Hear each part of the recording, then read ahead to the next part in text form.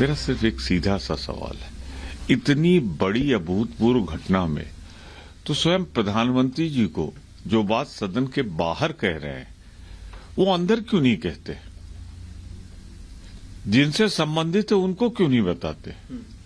गृह मंत्री जी को वक्तव्य क्यों नहीं देते और यही सारी बातें सदन के अंदर क्यों नहीं कहते?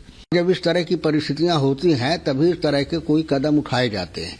तो निश्चित रूप से जो परिस्थितियां सरकार ने पैदा की है इस देश में, वो भी एक कारण है जो इस तरह के हमारे युवाओं में हताशा और निराशा की भावना व्याप्त है, जो इस तरह करते हैं। एक हकीकत है कि सुरक्षा में भारी चूक हुई है। एक एमपी फलाना पार्टी के हैं जिनके सहमति से पास बनाया गया। दूसरी घटना है कि देश में बेरोजगारी है 5 दशकों में सबसे ज्यादा, लेकिन दोनों के बीच में बड़ा हाइफन है।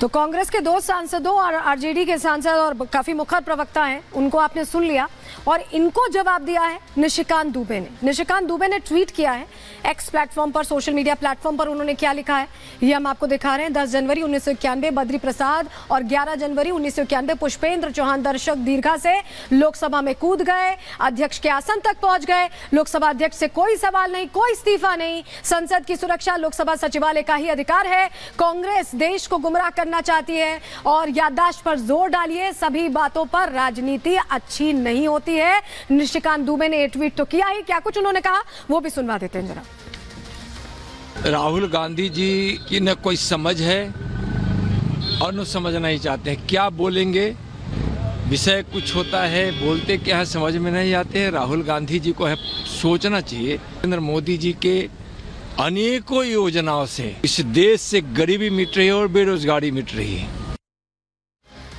तो आपने रिएक्शंस तमाम सुन लिए और अब जरा आपको इतिहास भी बता देते हैं, क्योंकि ये पहली बार नहीं हुआ इस तरह से दर्शक दीर्घा से कोई कूद गया है, जिसका जिक्र निशिकांत दुबे भी कर रहे थे, तब कोई सवाल नहीं पूछे गए। इतिहास जरा जान लीजिए, क्योंकि आपके लिए जानना जरूरी है। सुरक्षा में कई बार चूक हो चुकी है, आपके सामने वो जानकारी हम रख रहे हैं। 1974 की घटना, विजिटर पास पर हथियार लेकर घुसने की कोशिश हुई थी। आप समझिए, हथियार लेकर घुसने की कोशिश हुई थी। 1974 की घटना थी। 2 पिस्टल और एक बम जैसी चीज मिली थी जब वहां पर सर्च किया गया था। 1991 की घटना भी देख लीजिए।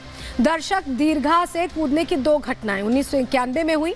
9 जनवरी 1991 शाम 5 बजे विजिटर पास जो लेकर लोकसभा चैम्बर में कूद गया शख्स। 10 जनवरी यानी उसके अगले ही दिन सुबह दर्शक चैम्बर में फिर कूदे।